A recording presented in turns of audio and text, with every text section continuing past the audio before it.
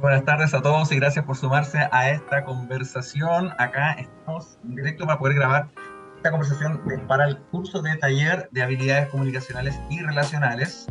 Y vamos a hablar un tema que es importante, que es uno de los temas que propuso la profesora, que se llama estereotipos y prejuicios como barreras para la inclusión social. Para este caso tenemos acá a nuestra compañera Daniela Olivos y también tenemos a nuestra compañera Angelique Huerta y vamos a invitarlos a todos a reflexionar justo sobre algo que, aunque parece invisible, está profundamente arraigado en nuestras interacciones sociales: los estereotipos y los prejuicios. Daniela, Angie, sabemos que estos conceptos son algo más que ideas erróneas. Son estructuras que afectan vidas y comunidades. Para empezar, ¿cómo creen que los estereotipos moldean la forma en que nos relacionamos y construimos nuestra sociedad?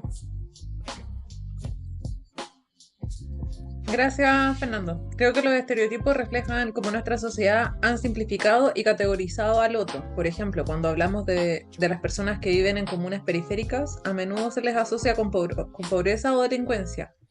Esto no solo deshumaniza, sino que también limita sus posibilidades de acceso a oportunidades, al ser etiquetados de antemano. Es una barrera que en esencia funciona como una profecía autocumplida. Por ejemplo, si alguien crece en Cerrillo, puede sentir que es discriminado por vivir en una población en donde se cortan los servicios en algunas fechas importantes, por ejemplo el 29 de marzo, que es el Día del Joven Combatiente, que de alguna manera esa comuna está estigmatizada por esas fechas. No pueden salir después de las 8 de la noche. Y eso, debido a un contexto que no tiene nada que ver con ellos, de alguna manera les afecta y les quitan oportunidades para poder progresar.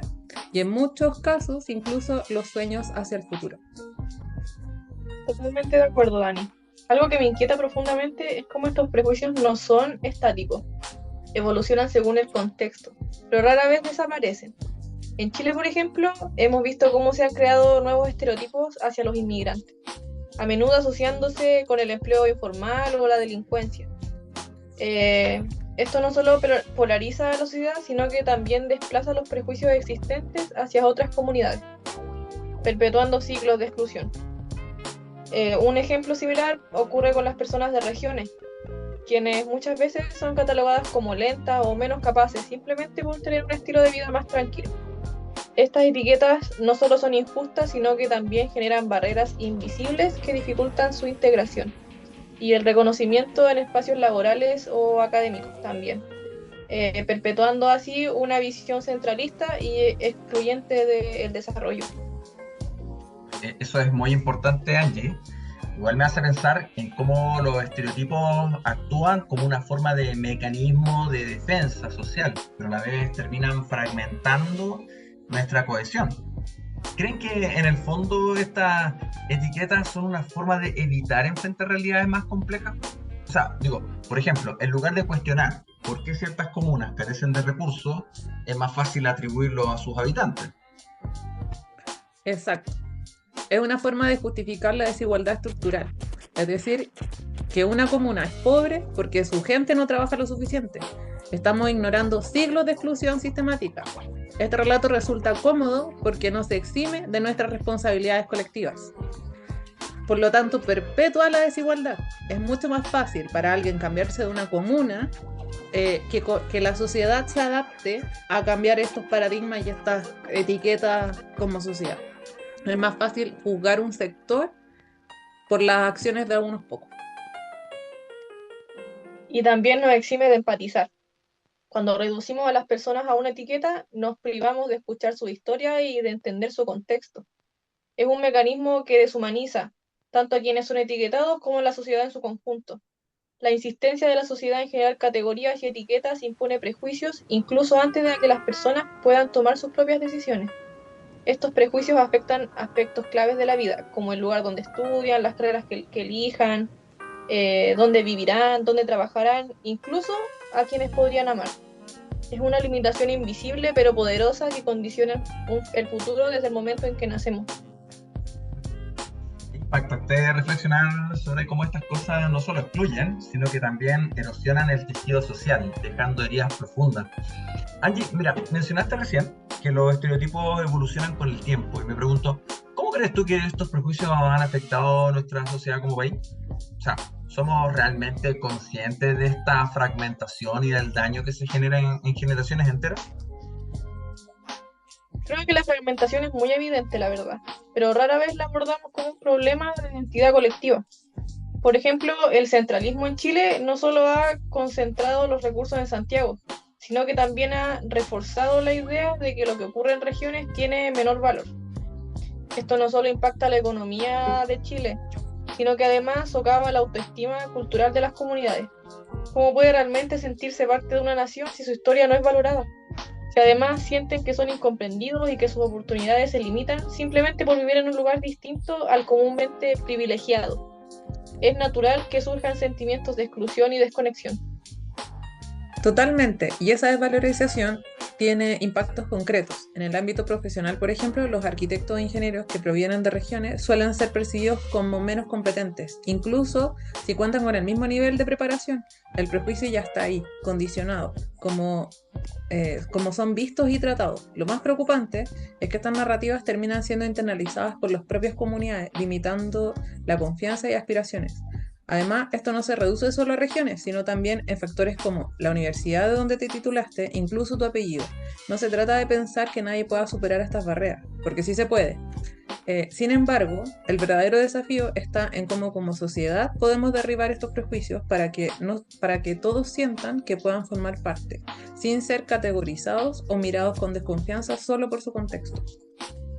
Claro, entonces, no solo enfrentamos una barrera externa, sino también una batalla interna para desmontar estas ideas que son totalmente preconcebidas. Y eso me lleva a una pregunta importante. ¿Estamos nosotros todos dispuestos como sociedad a hacer ese esfuerzo?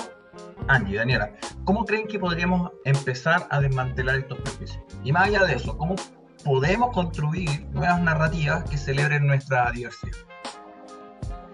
El primer paso es la educación, pero no solo en las escuelas, la verdad es que necesitamos una educación cultural que llegue a todos los niveles, desde las familias hasta las instituciones. Es importante enseñar que las diferencias no son sinónimo de desigualdad, sino una riqueza que podemos aprovechar.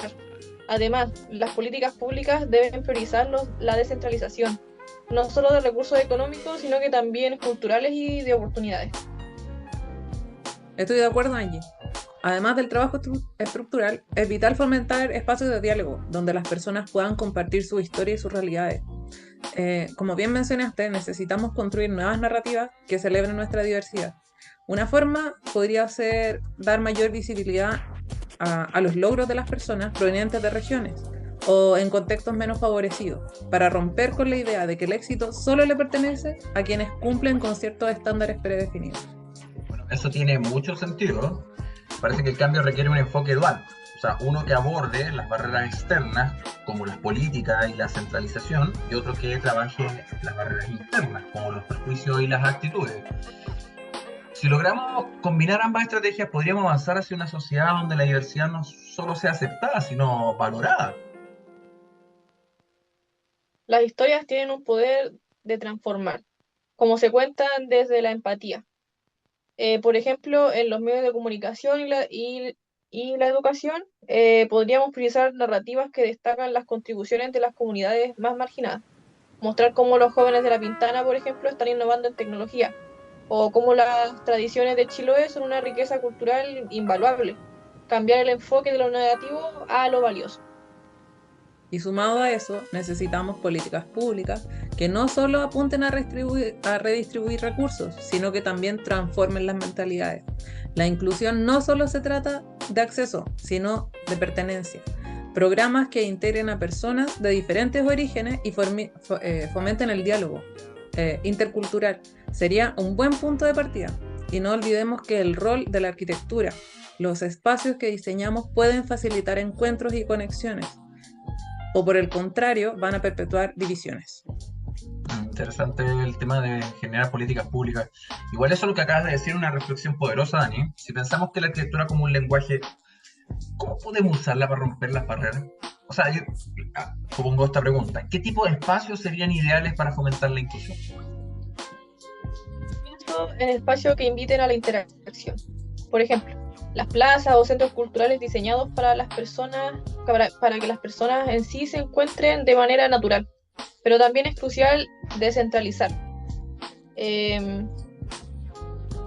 Por ejemplo, las grandes infraestructuras culturales no deberían estar solo en Santiago.